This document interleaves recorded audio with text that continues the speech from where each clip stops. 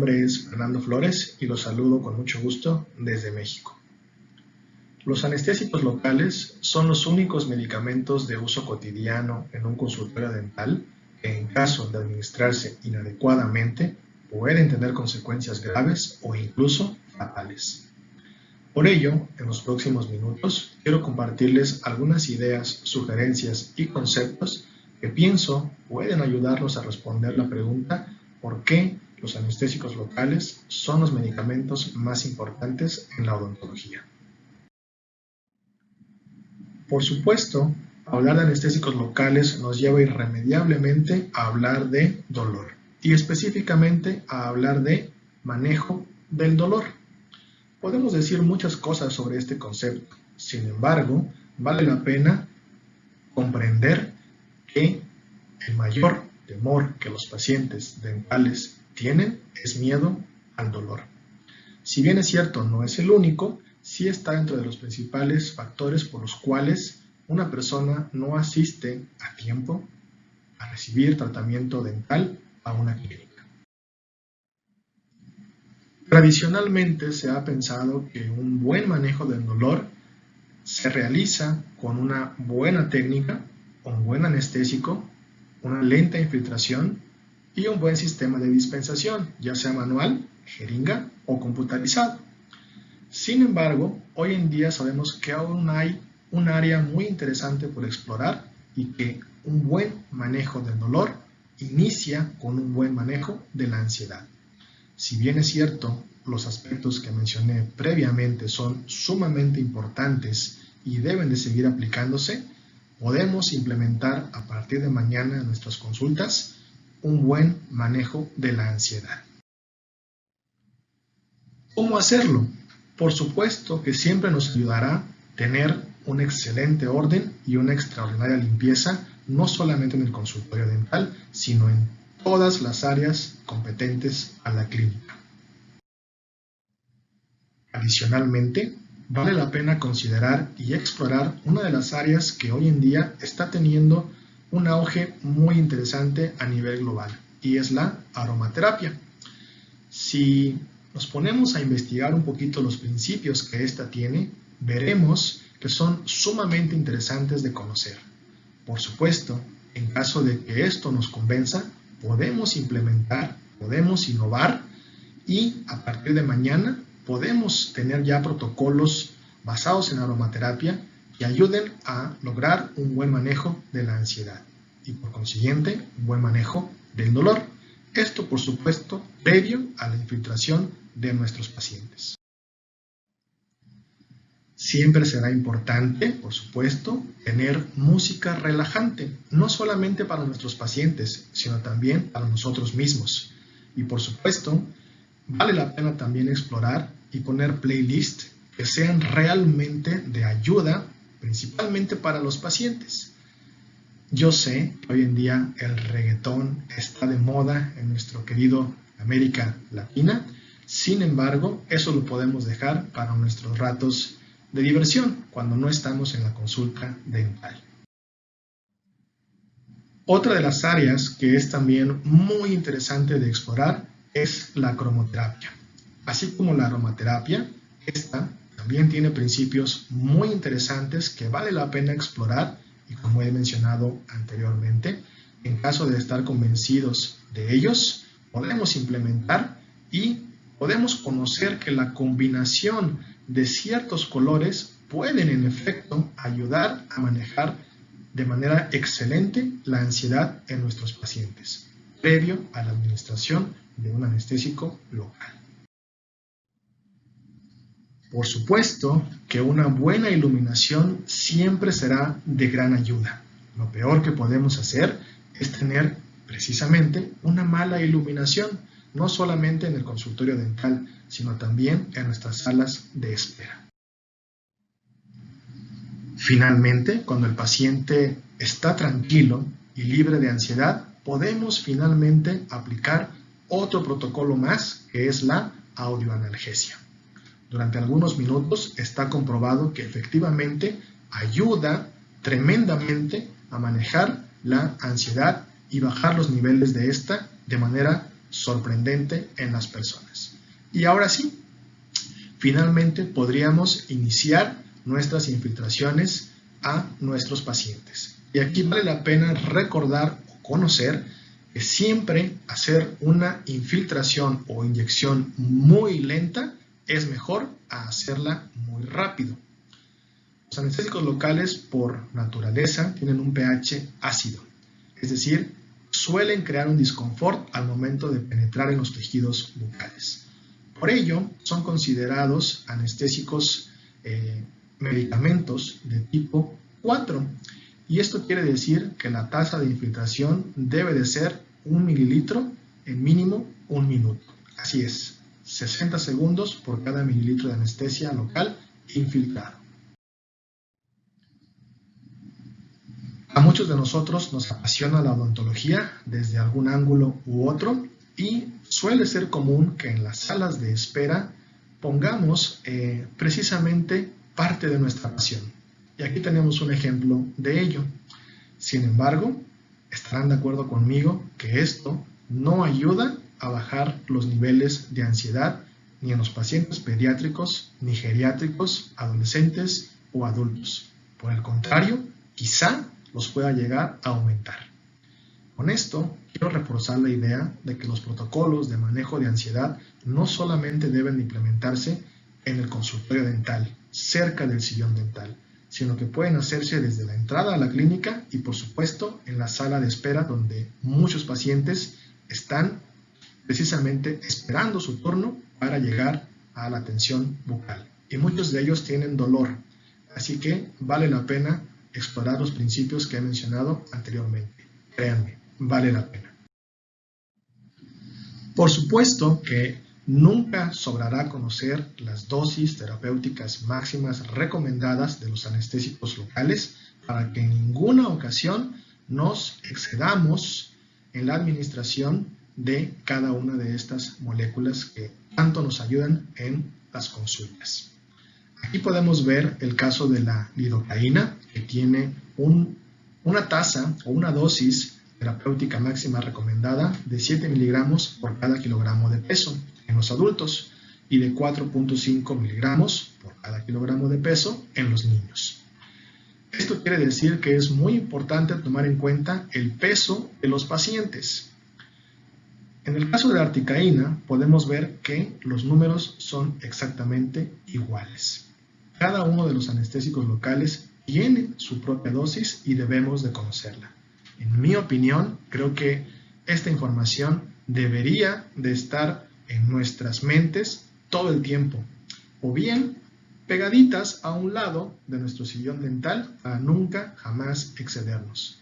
Vale la pena nunca excederse, porque en caso contrario podríamos crear una consecuencia muy grave como puede ser la sobredosis. Antiguamente, solamente un anestésico local era suficiente para todos los tratamientos dentales. Afortunadamente, así como ha habido evolución en otras áreas de la odontología, como es la implantología, entre otras más, asimismo, en la anestesiología ha habido esta misma evolución. Y hoy en día, año 2020, podemos decir que prácticamente tenemos un anestésico local para cada situación clínica. Cada paciente es una situación clínica muy particular. No hay dos pacientes iguales, no hay dos tratamientos iguales. Debemos de estar conscientes que los pacientes siempre van a tener una opinión respecto del tratamiento o del tratante en un consultorio dental. En pocas palabras, los pacientes siempre van a opinar en contra o a favor del odontólogo u odontóloga tratante. Aquí les quiero compartir dos de las opiniones más frecuentemente encontradas en diversas encuestas que se han hecho a cientos y cientos de pacientes que han salido de diferentes consultorios dentales, y podemos ver que son opiniones muy fuertes relacionadas a un inadecuado manejo del dolor. En número 2 está el caso de las personas que opinaron que les hubiera gustado que el odontólogo o la odontóloga tratante no los hubiera lastimado. En otras palabras, estas personas se sintieron lastimadas. Y en número 1 está la opinión que las personas generalmente y de manera primordial suelen emitir en contra de un odontólogo tratante. Y es que les hubiera gustado que la inyección no les hubiera dolido. Se suele pensar que una inyección dental debe de doler. Sin embargo, hoy en día sabemos que no es así. Hablar de anestésicos locales, es importante también hablar de las vías por las cuales estos llegan a biotransformarse, llegan a detoxificarse o simple y sencillamente metabolizarse. Una vez que terminan de hacer su efecto en la boca durante esas 2, 3, 4, 5, 6 horas, quizá hasta 2 en el caso de la bupivacaína, que no está presente en Latinoamérica, pero que es importante conocerla también. Una vez que dejan la boca, tienen que ir al torrente sanguíneo y a algunos órganos para metabolizarse, degradarse o inactivarse. En el caso de las anestesias cuya base es un éster, se sabe hoy en día que se van a degradar principalmente en la sangre.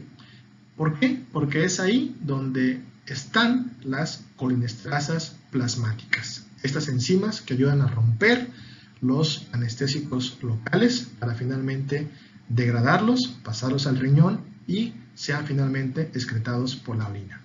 Sin embargo, si hablamos de anestésicos cuya base principal es una amida, van a accesar igualmente después de que dejan la boca al torrente sanguíneo, pero ahí van a permanecer activos hasta que llegan al hígado, donde existen enzimas microsomales hepáticas que son las responsables directas de degradar los anestésicos locales de tipo amida.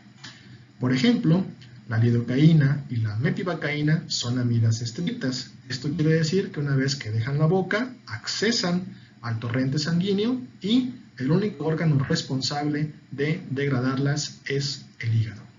En el caso de articaína, cuya molécula es híbrida, dado que tiene un enlace éster y un enlace amida también, va a metabolizarse de manera muy diferente. Inicialmente lo hará en la sangre y posteriormente en el hígado. En la sangre se va a degradar aproximadamente un 95% de la articaína infiltrada y el 5% restante en el hígado. Para continuar hablando de esta vía de degradación, es muy importante conocer la vida media de nuestros anestésicos locales y muchas veces no la conocemos o la olvidamos. ¿Por qué es importante conocerla? Veamos, la vida media de la mepivacaína es de 2 horas. Lo que comúnmente se acepta a nivel mundial es que cualquier anestésico local va a tardar aproximadamente 6 vidas medias en degradarse prácticamente a un 100%. Por lo tanto, lo que tenemos que hacer es un poquito de matemáticas. 120 minutos por 6 vidas medias son 720 minutos. Si quiero conocer las horas, divido entre 60 y esto nos da un resultado de 12 horas. Es decir, que una vez que el anestésico dejó la boca, repito, pasaron estas 2, 3, 4 horas que la mepivacaína suele durar en boca, a partir de este término de efecto, vienen las 12 horas de degradación final del anestésico local. Comparado, por ejemplo, con articaína, cuya vida media es de tan solo 27 minutos, porque tiene 2 vías para metabolizarse, el caso es sumamente interesante de analizar. Hoy en día sabemos que después de que termina el efecto en la boca, cuando usamos articaína en los pacientes sanos, esta tarda menos de 3 horas, para ser exactos 2 horas 42 minutos, en degradarse en el plasma, la sangre y en el hígado. En el caso de la lidocaína, su vida media es ligeramente más corta que la mepivacaína, es de tan solo 1 hora y media. Por 6, entre 60, son 9 horas.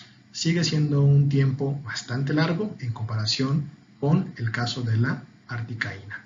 Esta última suele metabolizarse 3.3 veces más rápido que la lidocaína.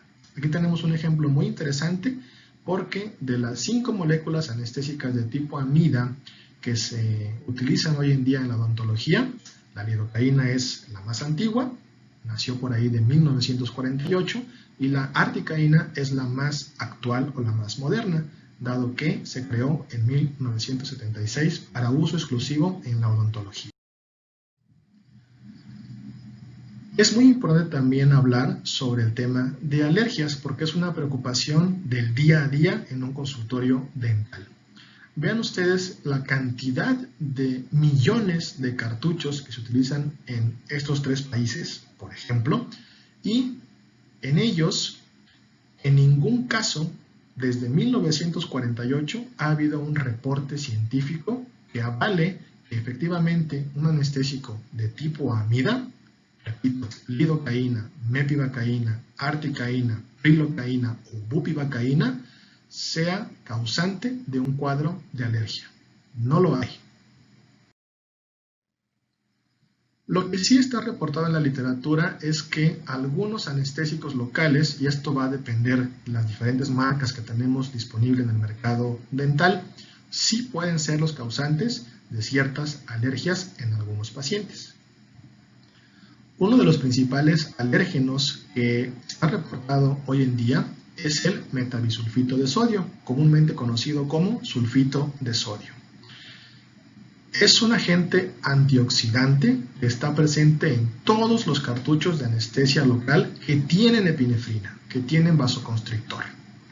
¿Para qué? Para retardar la oxidación precisamente de esta epinefrina, cuando el aire o el oxígeno pueda entrar al cartucho dental. Otro de los ingredientes que en algunas ocasiones suelen estar presentes en ciertas marcas de anestesia local son los metilparabenos. ¿Qué son? Son agentes bacteriostáticos, es decir, están presentes en la solución salina para precisamente evitar el crecimiento bacteriano. Sin embargo, hoy en día se sabe que es altamente alérgeno. La buena noticia es que se ha eliminado prácticamente de todos los cartuchos dentales cuyo origen de fabricación es Estados Unidos, Europa y Canadá. Esto quiere decir que aún hay ciertos anestésicos en América Latina que pudieran llegar a contenerlo. Es por eso que es sumamente importante considerar al anestésico local como un medicamento y no como un consumible más. En el caso de una marca en particular que pueden ver aquí, se ha sustituido el uso de los metilparabenos por EDTA, el cual cumple con la misma función, es decir, es un excelente agente bacteriostático con la gran ventaja de que no es un agente alérgeno. Muchísimas gracias por el favor de su atención, espero que estos minutos hayan sido de aporte para ustedes y podamos juntos entender en este poco tiempo por qué los anestésicos locales son los medicamentos más importantes que hay en la odontología. Gracias y hasta pronto.